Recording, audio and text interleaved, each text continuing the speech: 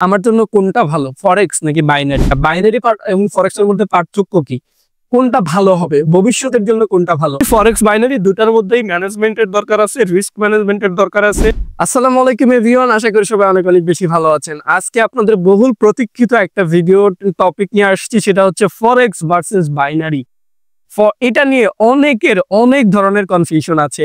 একজন বলে ভাইয়া আমার জন্য কোনটা ভালো, ফরেক্স নাকি বাইনারি? একজন বলে ভাইয়া বাইনারি এবং ফরেক্স এর মধ্যে পার্থক্য কি, কোনটা ভালো হবে ভবিষ্যতের জন্য, কোনটা ভালো? A to Z সবকিছু জানতে পারবেন এই ভিডিওর মাধ্যমে। এবং আজকে আমরা আপনাদের সামনে তুলে ধরার চেষ্টা করব ফরেক্স এবং বাইনারির মধ্যে পার্থক্য কি কি, এবং কাদের জন্য ফরেক্স ভালো, কাদের জন্য বাইনারি ভালো। ঠিক আছে, তো না টেনে পুরো ভিডিওটা মনোযোগ দিয়ে দেখতে থাকেন। শুরুতে একটু দেখেন, আমরা এখানে পয়েন্ট আকারে আপনাদের দেখানোর চেষ্টা করব। এক নাম্বার পয়েন্ট যদি আপনাকে বলি যে ফরেক্স এবং বাইনারির মধ্যে পার্থক্য, সেটা হচ্ছে ফিক্স রিটার্ন। দেখেন বাইনারিতে কিন্তু আমরা ফিক্স রিটার্ন পাই। ফিক্স রিটার্ন বলতে কি জিনিস বলেন তো? ওই যে আপনি যদি ধরেন বাইনারিতে একটা $100 ট্রেড করেন, আপনাকে ওখান থেকে আপনি আগে থেকেই জানতেছেন যে এই $100 থেকে আপনাকে হয়তো 90%, 91% বা 80% আপনাকে রিটার্ন দেওয়া হবে। এটা কি ফিক্স রিটার্ন বাইনারির ক্ষেত্রে আপনি পাচ্ছেন, যেখানে ফরেক্সে নো ফিক্স রিটার্ন। এখানে কোনো ফিক্স রিটার্ন আপনি পাবেন না। ঠিক আছে, আগে থেকে জানবেন না যে এই ট্রেডটা করলে আপনার কত প্রফিট হবে, বাট হ্যাঁ যখন আপনি স্টপ লস ট্রাফিক সেট করবেন, আচ্ছা তখন আসবে। আমরা আরো বিস্তারিততে আসি। সেকেন্ড হচ্ছে মেইন যেটা মানে পার্থক্য বলতে পারেন, সেটা হচ্ছে রিস্ক। আপনি যদি আমাকে বলেন ভাইয়া ফরেক্স এবং বাইনারির মধ্যে কোনটায় রিস্ক বেশি, ঠিক আছে, তাহলে কিন্তু অবশ্যই বাইনারি হাই রিস্ক। যদি রিস্কের কথা আমি আপনাকে বলি, অ্যান্ড আমি যদি ফরেক্সে বলি মিডিয়াম রিস্ক। কেন? দুটাই তো ট্রেডিং, দুটাতে লাভ লস হয়, তাহলে বাইনারিতে রিস্ক বেশি কেন, ফরেক্সের রিস্ক কম কেন? কম মানে ফরেক্সে যে রিস্ক কম এটা কিন্তু আমি বলছি না, আমি বলছি যে বাইনারির থেকে তুলনামূলকভাবে ফরেক্সের রিস্কটা একটু কম। একটা এক্সাম্পল দেই, ধরেন আপনি বাইনারিতে $1000 ডিপোজিট করছেন। হ্যাঁ, $1000 ডিপোজিট করছেন। এখন আপনি 2-3টা ট্রেড করার পরে আপনার লস হওয়ার পরে আপনার মাথা বা আপনার সাইকোলজি নষ্ট হওয়ার পরে আপনি পরে একটা ট্রেডে 100% অ্যামাউন্ট ইউজ করলেন, দেখা যাবে যে 5 মিনিটের মধ্যে আপনার ব্যালেন্স পুরো ফাঁকা।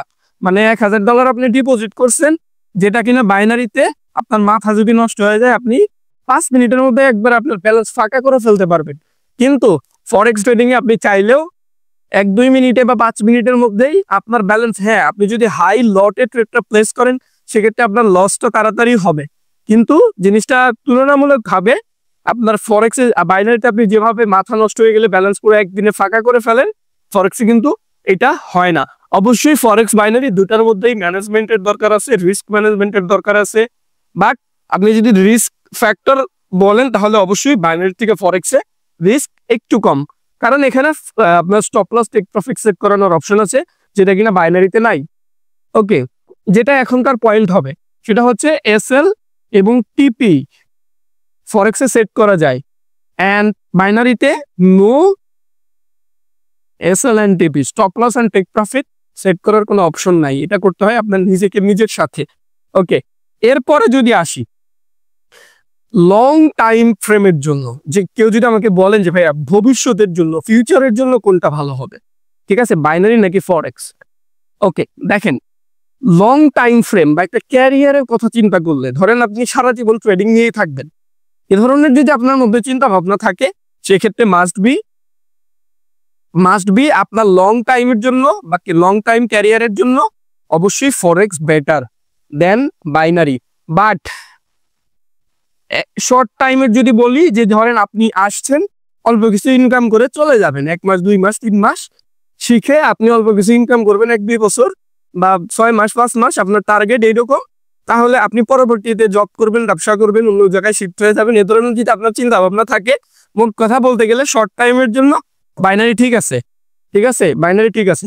এখন এই যে ফরেক্স বাইনারি, কিছু জিনিস আছে, অনেকে চিন্তা করে যে দুটাই পুরো আলাদা কিনা, পুরো যাই দুই জগৎ, দুই পৃথিবী, মানে দুই গ্রহ, এরকম না জিনিসটা। কিছু জিনিসের মিল আছে, কিন্তু বাইনারিতে আপনার মার্কেট অ্যানালাইসিস করার টুলস ফরেক্সে বাইনারি চেয়ে অনেক বেশি। Forex trading a market analysis করার টুলস অনেক বেশি, একটু জ্ঞান অনেক বেশি রাখতে হয় বাইনারির থেকে। কিন্তু এখন আমি কি, আপনি যদি আমাকে বলেন ভাই আপনি কি বলছেন তাহলে বাইনারি একবারেই খারাপ, ফরেক্সই শুধু ভালো?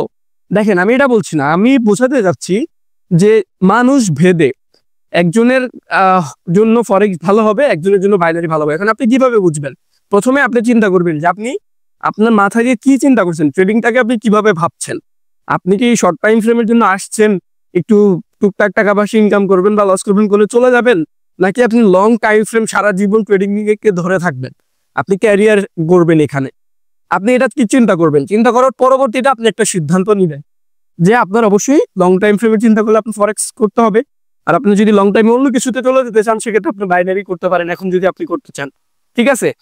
তার চেয়ে সবচেয়ে বড় কথা, যারা অরিজিনালি ট্রেডার, যেটা মেইন কথা, অরিজিনালি যারা ট্রেড করে ইনকাম করে তারা অবশ্যই বাইনারি ফরেক্স এবং আপনার ক্রিপ্টো দেখবেন আপনি বড় বড় দুনিয়াতে, শুধু বাংলাদেশে না সারা দুনিয়াতে যে ট্রেডাররা আছে বড় বড়, তারা সবাই কিন্তু কম বেশি একটা থাকে তাদের মেইন নিশ। যেমন কেউ হয়তো শুধু বাইনারি বেশি করে, কেউ হয়তো শুধু ফরেক্স বেশি করে, কেউ হয়তো শুধু ক্রিপ্টো বেশি করে, কেউ হয়তো শুধু স্টক ট্রেডিংটা বেশি করে। মানে ওইটা হচ্ছে তাদের মেইন নিশ, বা ওটাতেই তারা বেশি সময় দেয়। এক আছে না যে আপনার একটা সেক্টরে মাস্টার হওয়া যে বিষয়টা, ওইটা এক একজন এক এক বিষয়ে মাস্টার থাকে। কিন্তু তাদের যদি বলেন, তারা দেখবেন যে আপনার অন্য ট্রেডিং যেগুলো সেগুলো কিন্তু তারা করে কম বেশি, কোনোটা কম কোনোটা বেশি। তো মোট কথা, আপনাকে যদি ট্রেডিং এ ক্যারিয়ার করতে হয়, ট্রেডিং এ ভালো কিছু করতে হয়, দিন শেষে আপনাকে জ্ঞান রাখতে হবে। জিনিসটা হচ্ছে, আমি একটা পারফেক্ট একটা এক্সাম্পল দিয়ে আমি শেষ করব।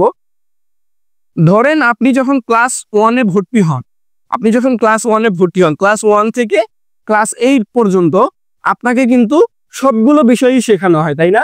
এখানে ধরেন সমাজবিজ্ঞান থাকে, সায়েন্সের সাবজেক্ট থাকে, আর্টস কমার্স যা থাকে সবকিছু কিন্তু মিক্স করে আপনাকে ক্লাস 1 থেকে 8 পর্যন্ত শেখানো হয়। আপনি যখন 9-এ উঠেন তখন কিন্তু আপনাকে একটা সাবজেক্ট নির্বাচন করতে হয় যে আপনি সায়েন্স নিবেন, আপনি সায়েন্সে পড়বেন নাকি আপনি আর্টসে পড়বেন, ঠিক আছে, নাকি কমার্সে পড়বেন। আপনি যখন ইন্টারে উঠেন তখন কিন্তু আপনাকেও সায়েন্স আর্টস কমার্স সিলেক্ট করতে হয়। আপনি যখন অনার্সে উঠেন তখন কিন্তু স্পেসিফিক আপনাকে একটা সাবজেক্ট চুজ করতে হয়, ঠিক আছে, যে আপনি কোন সাবজেক্টে বা কোন ডিপার্টমেন্টে পড়বেন। আপনি যখন মাস্টার্সে ওঠেন তখন কিন্তু জিনিসটা আরো স্পেসিফিক হয়ে যায় যে আপনি কোন সাবজেক্টের উপর বা কোন বিষয়ের উপর আপনি মাস্টার্স করবেন। আবার আপনি যখন পিএইচডি করতে যাবেন তখন কিন্তু আরো বেশি স্পেসিফিক হয়ে যায়। তো ট্রেডিং জিনিসটা এরকম যে আপনাকে যদি একজন প্রফেশনাল ট্রেডার হইতে চান, ট্রেডিংকে আপনার ক্যারিয়ার বানাইতে চান, আপনার যদি সুদূর প্রসারী চিন্তা ভাবনা থাকে, সেক্ষেত্রে আপনাকে জ্ঞান রাখতে হবে সবগুলোর। বাট আপনাকে জীবন একটা নিশ স্পেসিফিকলি ফার্স্ট প্রায়োরিটি হিসেবে রাখতে হবে, যেটাতে আপনি মাস্টার হবেন, আর বাকিগুলো আপনার জানা থাকবে, ঠিক আছে? তো আশা করি বুঝতে পারছেন ফরেক্স বাইনারির মধ্যে পার্থক্য কি, বা ভালো বা খারাপ এরকম কিছু না। কারো কারোর জন্য ফরেক্স ভালো, কারো কারোর জন্য বাইনারি ভালো, বা রিস্ক ফ্যাক্টর এবং কি কি পার্থক্য আমরা কিন্তু অলরেডি দেখিয়ে দিয়েছি। এগুলোর উপর ভিত্তি করে আপনি কোনটাকে আপনার নিশ হিসেবে রাখবেন এটা আপনি যাচাই বাছাই করে তারপরে আপনি সিদ্ধান্ত নেবেন। সবাই অনেক অনেক বেশি ভালো থাকবেন, সুস্থ থাকবেন। আল্লাহ হাফেজ।